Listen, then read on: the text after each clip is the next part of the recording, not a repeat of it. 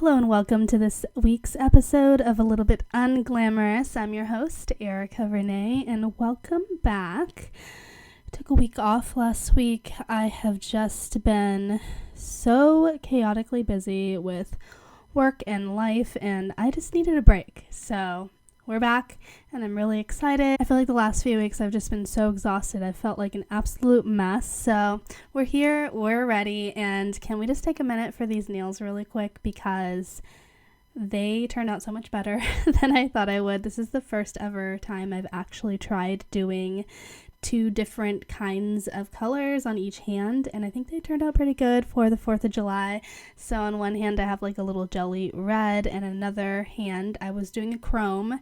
It turned out to be like a blue chrome, which was actually an accident and it worked out great. I have these like little star charms which look really good, which is funny because I saw this picture of inspiration online from this girl that I follow on Instagram. I think her name is Megan Reeves, and she is a lifestyle influencer, and she posted a photo of her nails, kind of something similar to this. I wanted to do it different. I think hers was blue, a different shape, and she got hers professionally done. I do my nails myself, and she had the stars on the other hand in blue, and they were painted on. So in my mind, I'm like, okay, I'm going to do the same thing, but in red. So that was kind of the idea, went into it, and so drawing the stars was fairly difficult. I even asked my boyfriend for his help, and his stars looked a lot better than mine. However, they both look like a child drew them on, so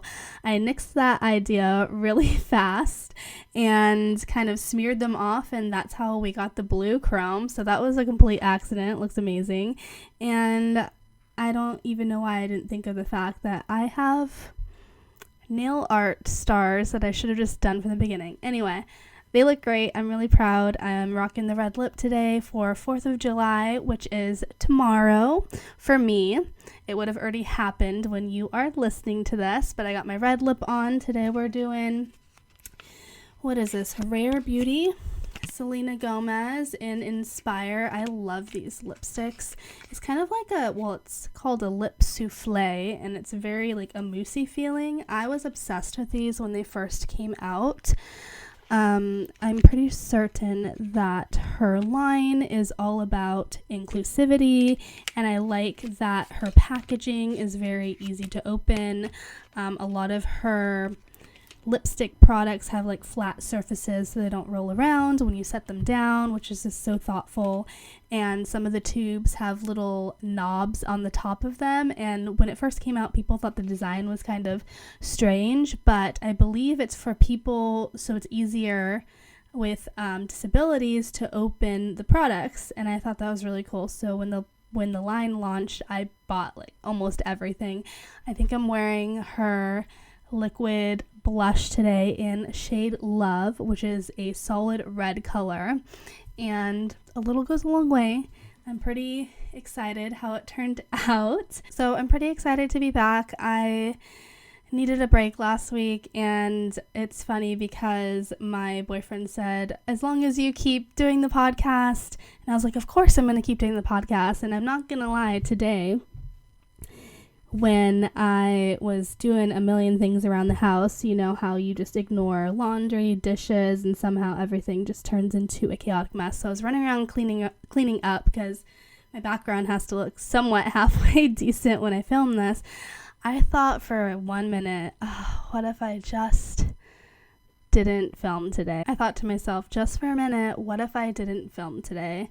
And I knew I'd be so disappointed if I didn't, because just having this podcast and putting it out makes me so dang excited. So here I am.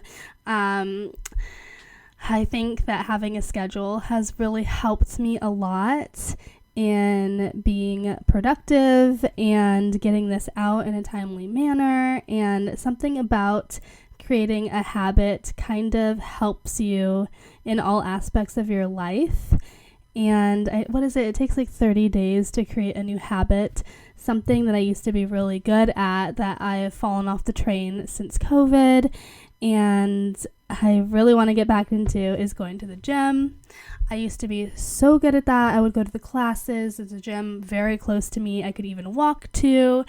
And for me, having a gym that I could walk to was easy for me to actually commit to going to. So that was really big for me. So when COVID hit, all the gyms closed, and I have a qualm with 24-Hour Fitness still because they obviously had to close the gyms, but then they weren't allowing anybody to cancel or pause their memberships for a while, which I don't even know how that's legal, but I was charged and not going, which I don't see how is any different from what I'm doing now because I'm being charged and not going, because me about 4 months ago thought I'm going to get back into this and set my membership back up, and I have yet to go. I'm very ashamed of that.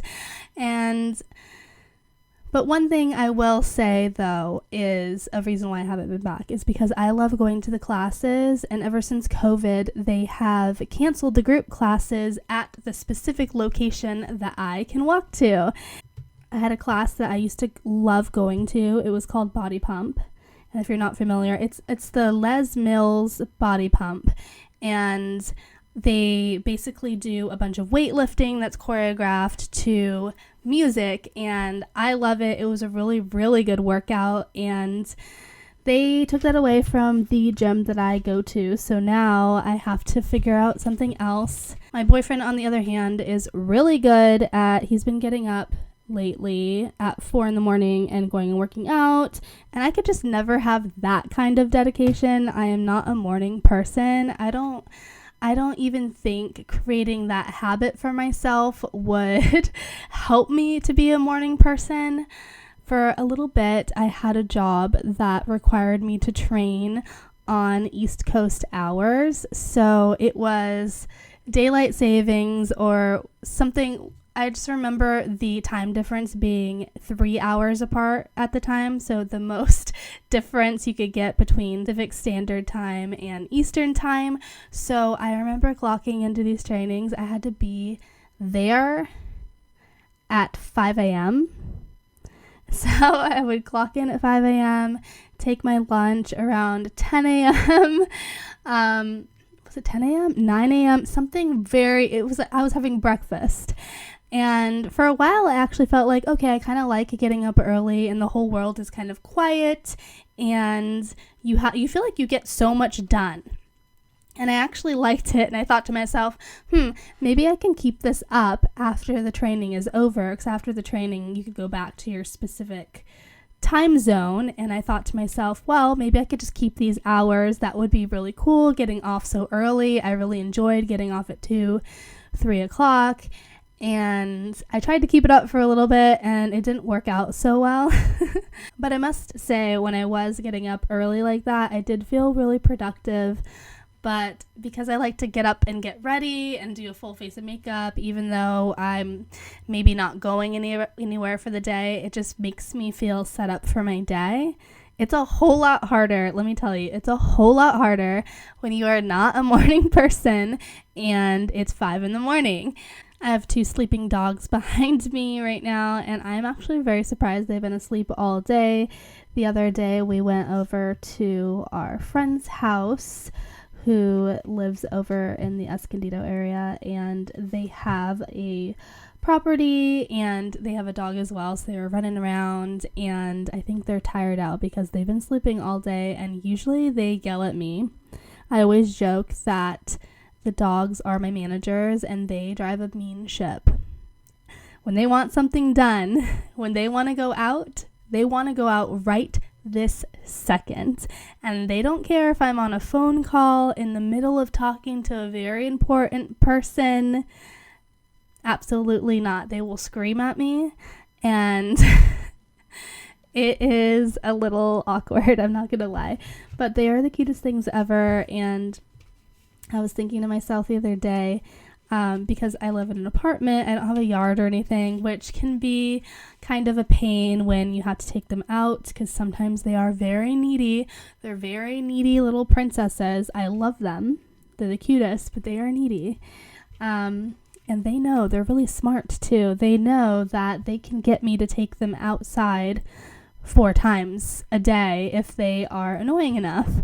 But sometimes they're good, like today. Today, I think they just I think my boyfriend let them out earlier this morning, and they've been asleep all day. I think they're tuckered out from running around and living their best life. Yesterday, it was nice and sunny in Escondido. It's been kind of overcast over, I'm by the beach.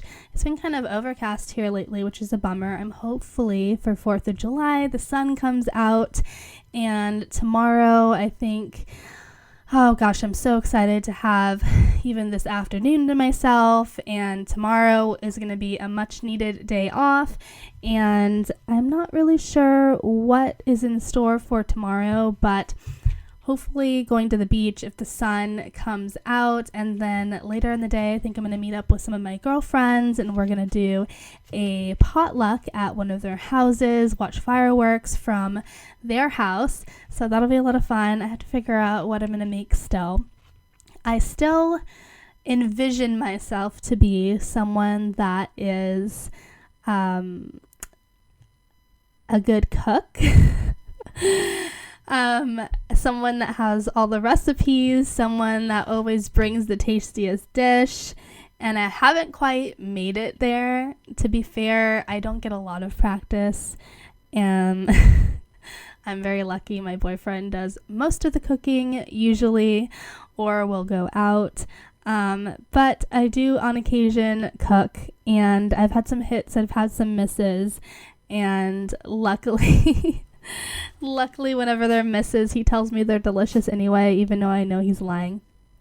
For example, I have a story, and I was just thinking about this the other day, and so the other day I was talking to my boyfriend, and we were talking about some of the funny moments that we've had together, and one of them in particular was we were in Arizona. He was out there for work, and I was up there with him, and I was living my best life at the time, just hanging out while he was at work, because his schedule is very chaotic. And so I figured, being the amazing, sweet girlfriend that I am, I would make us dinner from when he got home, because it was going to be a very late night. And so I pre-made, I think he had pork chops and some sort of vegetable, and I had never made those before, but I figured, hey, it must be kind of like cooking chicken, right? So I made them, and to be fair, those turned out great. And I figured, okay, with the vegetables, we needed their side, and he was in one of those extended stay hotels, so it was very limited. Okay, I was working with limited resources, but we did have one of those, actually a small kitchen, which was pretty nice, and a microwave and all of that, and a stovetop. So he had some of those microwave rice packets, and so he comes home, the stuff is almost done. It was perfect timing. I'm like, oh babe, yeah, I got dinner almost ready. He's like, wow, it smells so good. And I'm like, yeah, plating the dishes, and I'm gonna put some of this microwave rice into the microwave. It takes 90 seconds, and it's done. Very easy. And I put it in the microwave, and I'm talking to him, and he's like, he looks at me, and it's one of those moments straight out of a comedy, like a TV show. And he goes, did you vent the rice? And I look at him with a blank stare, and you hear this explosion behind me. The rice packet explodes open, because you're supposed to cut the rice and vent it, and we're staring at each other, and the moment that happened, we just start cracking up. It was the most perfect timing of anything you could imagine, and it was so ridiculous. But anyway, I've come a decent, I wouldn't say a long way since then, but a decent way, and hopefully tomorrow I can put together something decent and fun for this 4th of July potluck. So everybody tell me it's delicious. I need some positive reinforcement here. So, but to be fair, finger foods tend to be a little bit easier. I follow all these girls on Instagram, and they post these short reels of holiday snacks and treats and stuff, and they're usually like the Pinterest moms, and they always have the funnest cute little finger food ideas. So hopefully I could pick something up really quick and do something semi-homemade and it looks impressive, so I'm not one of those people that brings those nasty store-bought cookies to the party and says, here you go, this is my contribution. The last episode, I'm pretty sure I was talking about that submarine that went missing. So I know this is kind of late news since there wasn't an episode last week, but so if you've been following the news, that you know that it has since been reported that the submarine had imploded and there were no survivors, which is of course very tragic, and it's just crazy how much media coverage this small event got. And again, it poses the question, how much money is too much money? You think to yourself, this submarine company, it was a privately owned company. Going back and looking at the videos that the owner of this company posted, showing videos of the controller that you could buy at any GameStop. It was a video game controller that supposedly controlled this submarine on Bluetooth. Think about that for a second. You are thousands of feet underwater. You think that the connection is going to work. Granted, they had done, I believe it was 10 other dives that were successful, which to me doesn't seem like enough of a success rate for me to risk my life, because I don't believe all of those missions had, they went without a hitch. And the owner of the company was still himself going on every single trip, which I was listening to another podcast earlier. I listen to Josh Peck's podcast occasionally. I love him. And they were saying that to me does not seem like enough of a... That to me doesn't seem like your company is built up enough if you are still having the owner of that company personally go and escort people on these trips. And apparently the submarine, the guy is on... So apparently also the guy is on video saying, people told me I shouldn't make this submarine out of these materials, but here I am, I did it anyway, it works. And I just can't stop thinking about how they aged so badly.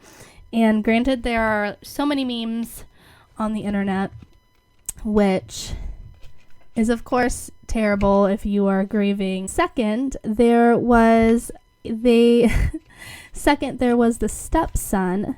Well, okay, let's back up. One of the passengers on this submarine was only 19 years old. Apparently, he had brought a Rubik's Cube and a video camera down with him to hopefully solve the Rubik's Cube faster than anyone ever had underwater, and wanted to break a Guinness World Record. And that to me is just so terribly sad.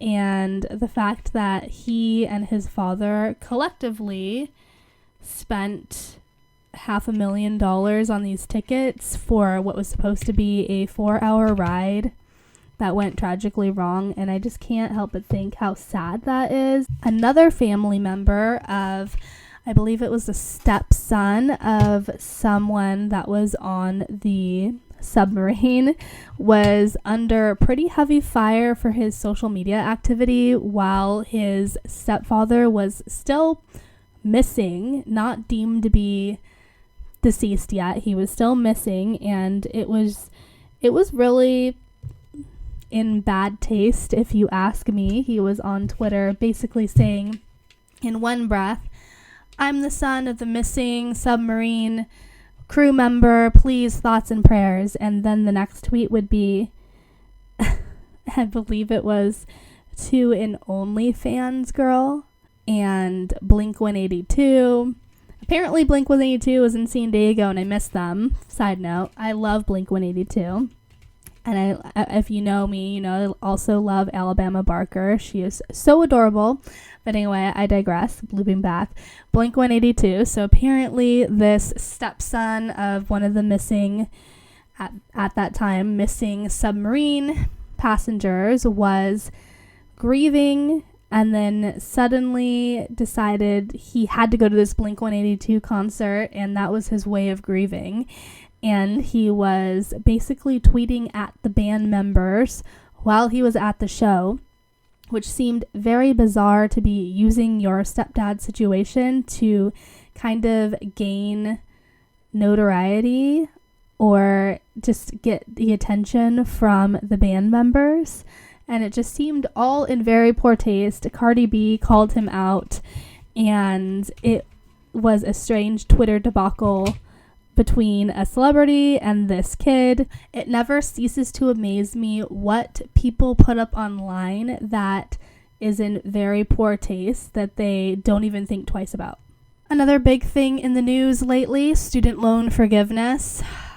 I don't think America's been paying for their student loans for the last, 3 years, maybe more. And finally, the Supreme Court deemed that forgiving them is illegal, not legal, and that payments are going to resume. And I feel like they've said payments are going to resume like 3 or 4 times now, and I just have a hard time believing it. At this point, the government hasn't been getting any payments for the last 3 years, and they said, just kidding, sorry about it, you can keep paying us. I don't ever like to get too political about anything, but I will say the government manages to mess pretty much everything up, even if it's good intentions, so we will see how that pans out. The other day, or actually quite frequently lately, speaking of millennial music, I love me a good throwback song, and every time I'm in a grocery store, I don't know if it's just me, but I always think to myself, oh my gosh, they're playing my jam right now. I love this TLC song. Oh my gosh, Blink-182, all the small things. And then I was thinking to myself, wait a second. When I was younger, walking around the grocery stores with my parents, I always thought to myself, why are these songs so dated? Why don't they play anything new and interesting? And then I thought to myself, have I reached that age where I'm the demographic now? I'm the grocery store demographic. I am horrified at that thought. Another funny thing, now that I'm talking about grocery stores, you know how they have that CCTV footage whenever you walk in of the video cameras, and who knows if they're even actually videoing and keeping the footage. Some companies just have their cameras pointed and they don't even tape, which does nothing for anything but maybe deter some people. But I'm fairly certain even if I think anything under $1,000 is considered petty theft and it's not worth it. I'm just gonna stop talking. I'm not gonna encourage anybody to steal from grocery stores. But back to my story about the CCTV footage. So I am an avid watcher of crime shows, crime podcasts, crime anything, you name it. I love it. And every time I go into a grocery store, I think to myself, I look up as I'm walking in and I see myself on the video footage. And I always tell my boyfriend, today better not be the day that I go missing because I look ugly in that footage. I look like a gremlin. If that's the last footage of me that you air on TV for people to say I'm missing, I will not come back. So something else new and bizarre that's been in celebrity gossip lately, billionaires that have too much money, Elon Musk and Mark Zuckerberg, have agreed to fight in a cage match together, which is the most strange news that I've ever heard, but I'm very interested by this. For me, it loops back to people that have way too much money and way too much time on their hands, because both of these men have all the money in the world they could ever need. Why would they choose to do something like this other than a publicity stunt? So what do you think? Mark Zuckerberg, Elon Musk, who's your money on? Apparently Mark Zuckerberg trains jiu-jitsu or something like that. I had no idea, but I mean, again, if I was rich and needed hobbies, maybe I would do something like that too, but I don't know, I feel like my money's on Elon. He seems scrappy, you know? I almost forgot the most important celebrity update, Taylor Swift. I feel like I need like a better segment name for this, my Swift update. So Taylor Swift's Speak Now, Taylor's version, comes out July 7th, which is this Friday. And I have pre-ordered this vinyl forever ago. I'm very excited for it. There are a few vault songs I have personally not heard of, so I'm pretty stoked for that. Something super random I was watching on Netflix the other day. It's this show with Shailene Woodley, and it's called The Last Love Letter from Your Lover. I was actually rewatching it for a second time, and I was looking at it. I had never realized one of the actors, the man who plays her husband in the show, is Joe Alwyn. And I'm looking at it thinking to myself, that man looks familiar. And another random thought I had, is it just me, or does Joe Alwyn kind of look like Ron Weasley? A little bit. Anyway, I had never actually seen him in a movie ever, and that's no shade, but I had not, and so I had to Google him immediately, and sure enough, it was him in that movie. I didn't recognize any of the other ones, but I thought that was kind of funny. So Speak Now, Taylor's version is coming out, and although it has been my least favorite of all of her albums, which I love all of her albums, but it was the one that I had least resonated with. Pretty excited for the next re-recordings that come after this, because 1989, Reputation, those are albums I am obsessed with. A lot of people love Speak Now, and they get really upset when I say it's one of my least favorite albums. However, I do regret saying that. She does have some bops. I just feel like her writing style has evolved so much that her other albums have just increasingly got so much more amazing. So I do regret, though, she has been on tour quite a few times now. So this would be her 4th tour. If her last one, she was supposed to have Loverfest before COVID canceled it. I believe 4th tour.